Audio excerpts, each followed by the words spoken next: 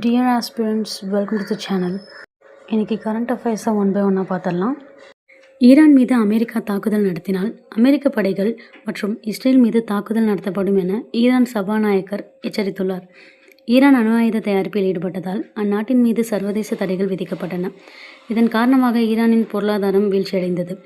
இதனால் ஈரான் மக்கள் ஆட்சியாளர்களுக்கு எதிராக கடந்த மாதம் 28ஆம் தேதி போராட்டத்தில் குதித்தனர். இவர்கள் மீது ஈரான் பாதுகாப்பு படையினர் தாக்குதல் நடத்தியதில் இதுவரை 203 பேர் இறந்துள்ளனர். 2600 பேர் காயமடைந்துள்ளனர். ஃபோன் இணைப்புகள் மற்றும் இணையதள இணைப்புகள் துண்டிக்கப்பட்டுள்ளன. இதற்கு கண்டனம் தெரிவித்த அமெரிக்க அதிபர் டொனால்ட் ட்ரம்ப், ஈரான் சுதந்திரத்தை எதிர்நோக்கியுள்ளது. அங்கு இதுவரை இல்லாத அளவில் போராட்டம் நடைபெறுகிறது. ஈரான் மக்களுக்கு உதவ அமெரிக்கா தயாராக இருக்கிறது என சமூக ஊடகத்தில் தெரிவித்துள்ளார். இந்நிலையில் ஈரான் மீது தாக்குதல் நடத்த அதிபர் ட்ரம்ப் திட்டமிட்டுள்ளார். ஆனால் அவர் இன்னும் இறுதி முடிவு எடுக்கவில்லை என அமெரிக்க இதழ்களில் செய்திகள் வெளியாயின. அமெரிக்க அரசு தெரிவித்திருந்த செய்தியில், அதிபர் ட்ரம்புடன் விளையாட வேண்டாம், அவர் சொன்னால் அதை செய்வார் என எச்சரிக்கை விடுத்திருந்தது. இந்நிலையில் ஈரான் நாடாளுமன்ற சபாநாயகர் விடுத்துள்ள எச்சரிக்கையில், ஈரான் மீது அமெரிக்கா தாக்குதல் நடத்தினால் அண்டை நாடுகளில் உள்ள அமெரிக்க படைகள் மற்றும் இஸ்ரேல் மீது தாக்குதல் நடத்துவோம் என்றார். ஈரான் மத தலைவர் எச்சரிக்கையில், மக்கள் போராட்டம் ஒடுக்கப்படும் என கூறியுள்ளார். ஈரான் அட்டர்னி ஜெனரல் எச்சரிக்கையில், போராட்டத்தில் பங்கெடுப்பவர்கள் கடவுளுக்கு எதிரியாக கருதப்படுபவர், அவர்களுக்கு மரண தண்டனை விதிக்கப்படும், போராட்டத்துக்கு உதவுபவர்கள் மீது நடவடிக்கை எடுக்கப்படும் என கூறினார்.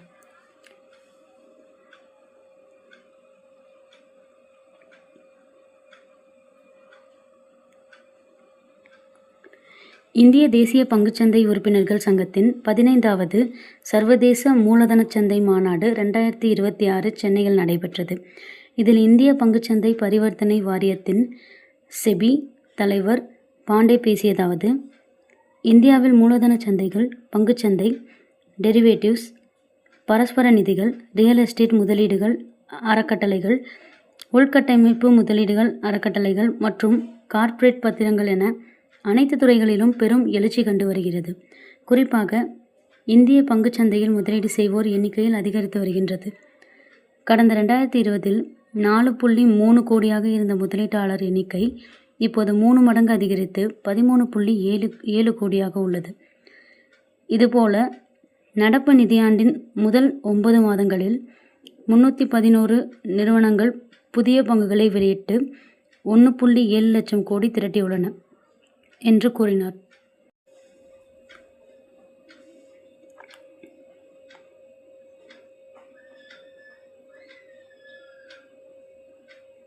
சுதந்திர போராட்ட வீரர் நேதாஜி சுபாஷ் சந்திர போஸ் அவரின் 129வது பிறந்தநாள் விழாவில் பங்கேற்க பிரதமர் நரேந்திர மோடி ஜனவரி 23ஆம் தேதி அந்தமான் செல்கிறார்.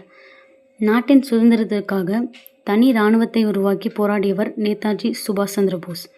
அவரது 129வது பிறந்த நாள் ஜனவரி 23ஆம் தேதி நாடு முழுவதும் கொண்டாடப்படுகிறது. இதை முன்னிட்டு அந்தமான் நிக்கோபார் தீவில் நடைபெறும் விழாவில் பிரதமர் மோடி பங்கேற்கிறார் என்று மத்திய அரசு அதிகாரிகள் நேற்று தெரிவித்தனர்.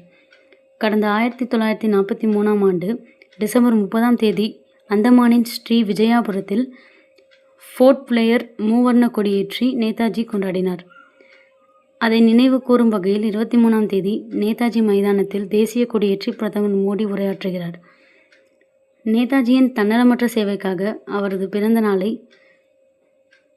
பரக்ரம் திவாஸ் என்ற பெயரில் ஆண்டுதோறும் மத்திய அரசு கொண்டாடி வருகிறது.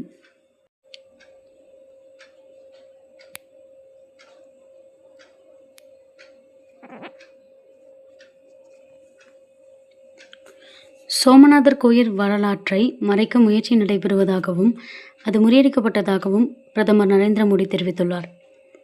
குஜராத்தின் கிர்சோம்நாத் மாவட்டம் பிரபாசம்பட்டினம் கடற்கரையில் சோமநாதர் கோயில் அமைந்துள்ளது. 1026இல் கஜினி முகமது நடத்திய தாக்குதலுக்கு பிறகு 1000 ஆண்டுகளை கடந்து சோமநாதர் கோயில் கம்பீரமாக நிற்கிறது. இதை நினைவுகூரும் வகையில் கடந்த 8ஆம் தேதி சோமநாதர் சுயமரியாதை பெருவிழா தொடங்கியது.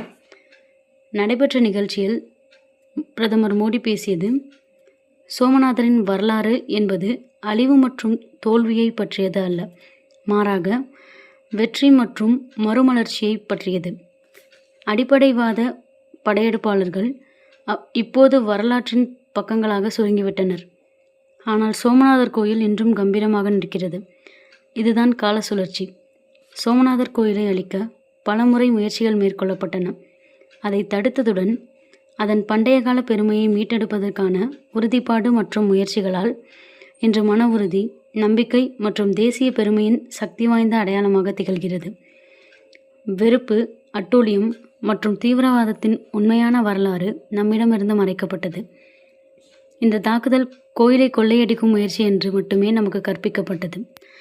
சுதந்திரத்துக்கு பிறகு சர்தார் வல்லபாய் பட்டேல் சோமநாதர் கோயிலை மீண்டும் கட்ட உறுதிமொழி எடுத்தார். அப்போது அதற்கு சிலர் தடையை ஏற்படுத்தினர்.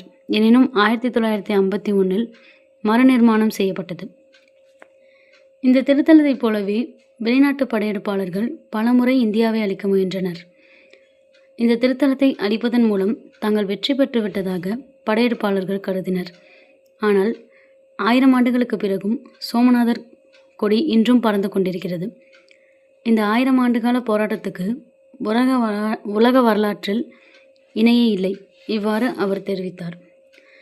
16ஆம் நூற்றாண்டில் வாழ்ந்த ராஜபுத்திர வீரரான ஹிமர்ஜி கோகில் சோமநாதர் கோயிலை பாதுகாக்க தனது உயிரை தியாகம் செய்தவர் என்பது குறிப்பிடத்தக்கது.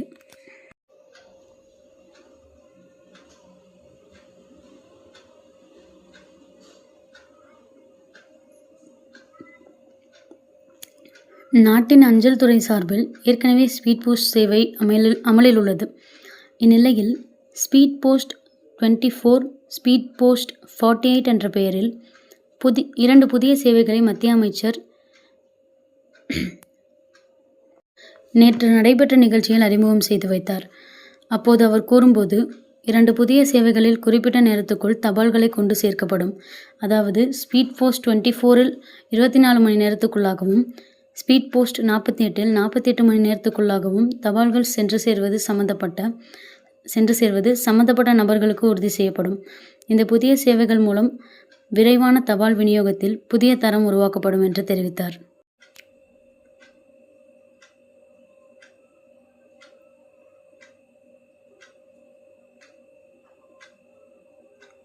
ஜெர்மனி அதிபர் ஃப்ரெட்ரிக் மெர்ஸ் 2 நாள் பயணமாக இந்தியா வருகிறார்.